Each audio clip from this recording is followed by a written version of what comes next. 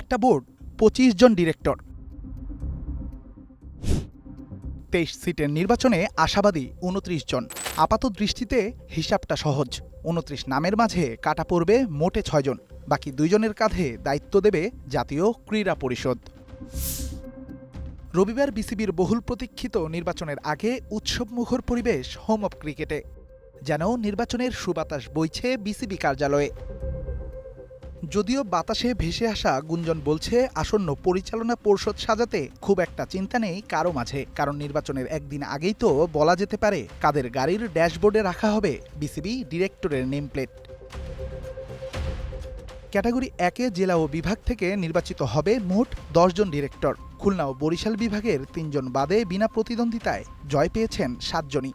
ঢাকা বিভাগ থেকে সাইদ বিন ইসলাম ও আবদুল্লাহ আল ফুয়াদ, চট্টগ্রাম থেকে মিনহাজুল আবেদিন নান্নু ও মঈন উদ্দিন চৌধুরী, রাজশাহীর শাকরুল আলম সীমান্ত, রংপুরের মির্জা ফয়সল আমিন এবং সিলেটের কায়ুম চৌধুরী হয়েছেন বিনা প্রতিদ্বন্দ্বিতায় জয়ী। বাকি থাকা ৩ পদে জয়ী হতে পারেন বরিশালের মিজানুর রহমান এবং খুলনার শফিকুল আলম ও শান্তনু ইসলাম।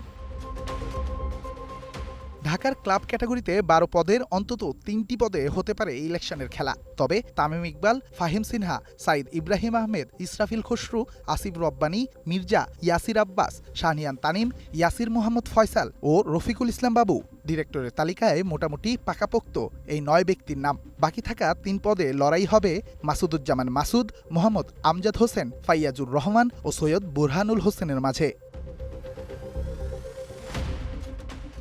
এদিকে ক্যাটাগরি ৩ থেকে ইতিমধ্যেই বিনা প্রতিদ্বন্দ্বিতায় পরিচালক হয়েছেন সিরাজ উদ্দিন মোহাম্মদ আলমগীর। গুঞ্জন আছে এনএসসি কোটায় আবারও বিসিবিতে পরিচালক হতে পারেন অ্যাডহক কমিটিতে থাকা রাসনা ইমাম এবং সালমান ইস্পাহানি। ফুল ফুটুক আর নাই ফুটুক, রবিবার বিসিবির নির্বাচন। এই রবিবার হুমায়ুন আহমেদের নয়, এটি হবে তামিমের রবিবার।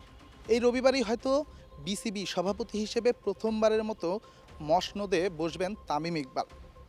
এখানে কি পারবেন ১৫,০০০ রানের সেই কীর্তিটা গড়তে, নাকি বিসিবিতে মধু খেতে আসা ওই বাউন্সারগুলোকে লিভ করতেই সময় যাবে বেশি?